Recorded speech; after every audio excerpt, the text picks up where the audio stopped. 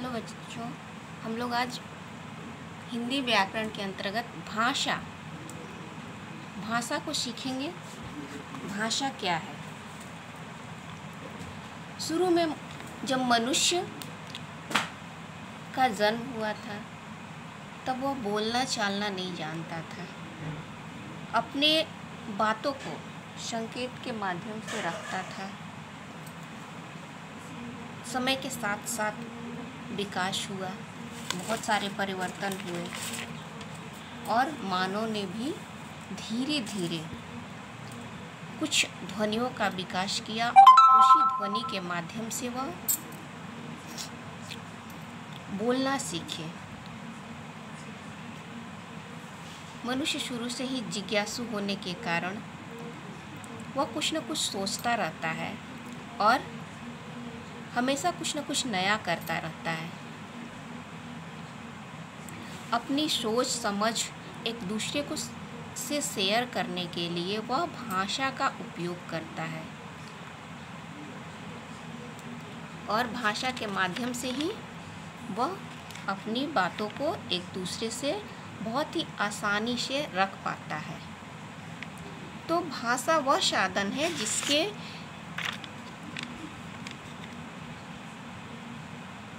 जरिए मनुष्य अपनी हर वो बात अपने दोस्तों से, अपने परिवार से, अपने माता पिता से कहता है,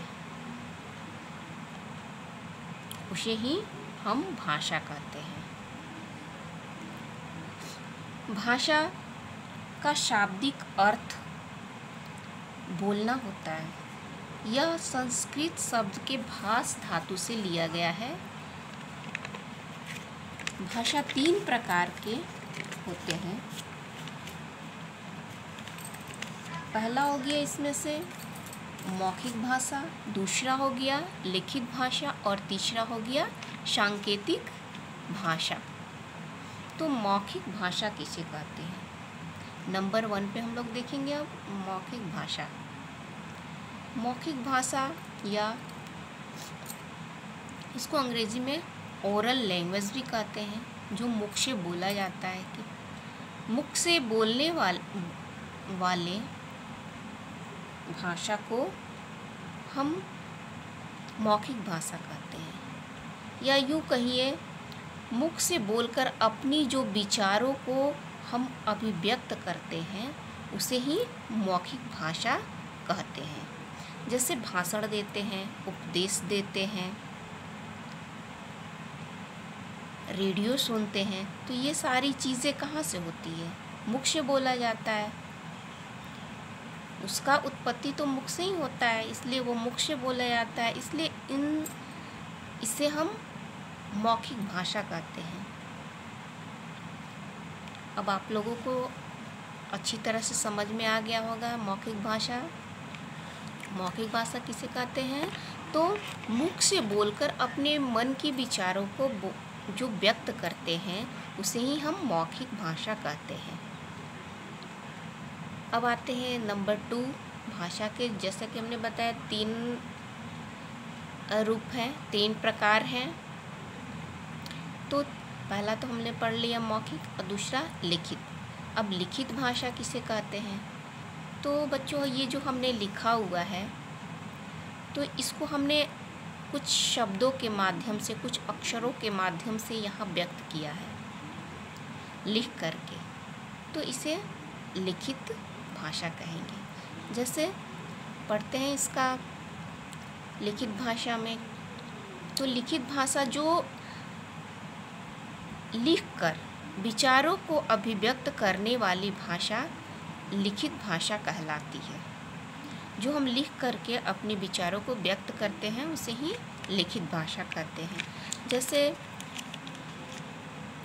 पत्र लिखा, तो हमने अपने पापा को, भाई को या किसी प्रधानाध्यापक को ही कुछ लिख करके व्यक्त करते हैं, उसे ही लिखित भाषा कहते हैं। जैसे इतिहास में हम लोग लिख करके उसको सुरक्षित करते हैं और उसका अध्ययन करते हैं। तो ये सारी चीज़ें क्या हो गई? लिखित भाषा। कोई भी साहित्य होता है तो लिखा हुआ रूप रहता है, इसलिए हमें उसको लिखित भाषा कहना चाहिए। तीसरा हो गया सांकेतिक भाषा। सांकेतिक भाषा जो हम संकेत के माध्यम से अपने विचार या भावों को अभिव्यक्त करते हैं उसे हम सांकेतिक भाषा कहते हैं, जिसे हम न बोलते हैं और न ही लिखते हैं, केवल संकेत के माध्यम से। जैसे आओ, जाओ, ये ऐसे करने से चला जाओ, ऐसे करने से आओ, ये सारी चीज़ें जो हैं सांकेतिक भाषा हो गई। जैसे सड़क पे पुलिस होता है तो वो क्या करता है कि ट्रैफिक जब ज़्यादा लग जाता है तो वो हाथों से इशारा करता है कि आप इधर आइए और उधर जाइए, जैसे आपने देखा होगा। तो इसे ही हम लोग सांकेतिक भाषा कहते हैं। भाषा को जानना बहुत ही ज़रूरी है। यह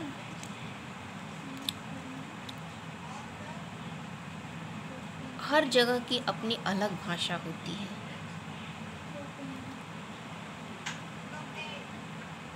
भाषा जो हम लोग बोलते हैं अपने घर में, अपने माँ बाप से जो भाषा सीखते हैं, अपने आसपास से जो सीखते हैं, उसको हम लोग मातृभाषा कहते हैं। तो मातृभाषा किसे कहते हैं?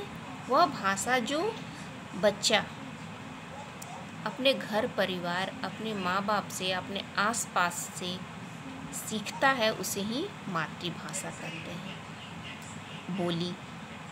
बोली वह है जो सीमित क्षेत्रों की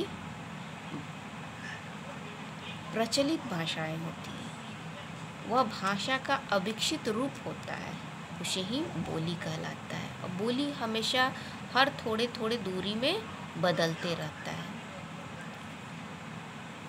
थोड़ा दूर जाइएगा आप, मतलब कुछ दूर, तो भाषा वहाँ का कुछ अलग टोन रहेगा, और थोड़ा ज़्यादा दूर जाइएगा तो वहाँ का मतलब हर एक 10 किलोमीटर 5 किलोमीटर कुछ ना कुछ चेंज आपको ज़रूर ही दिखेगा।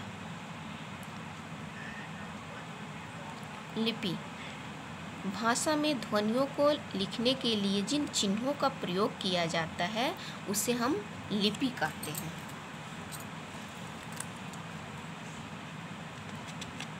लिपि अंग्रेजी में हम लोग रोमन लिपि का प्रयोग करते हैं। संस्कृत भाषा में हम लोग देवनागरी लिपि का प्रयोग करते हैं।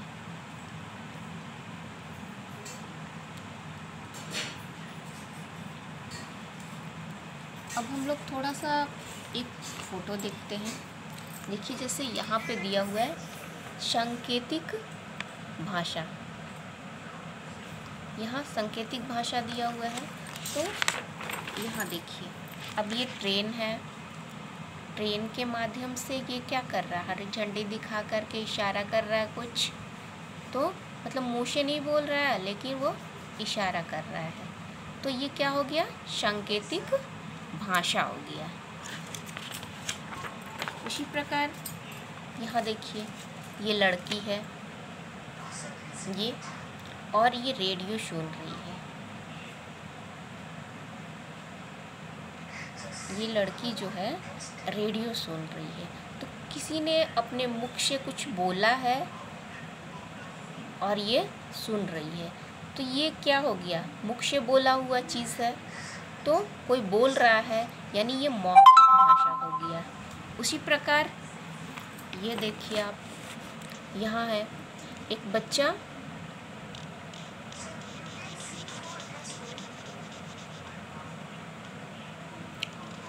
किताब लिया हुआ है,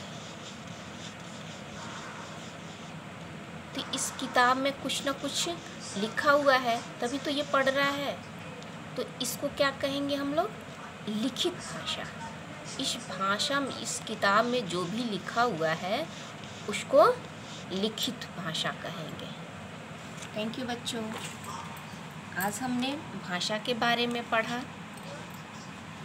उम्मीद है कि आप लोग इसे अच्छी तरह से समझ गए होंगे।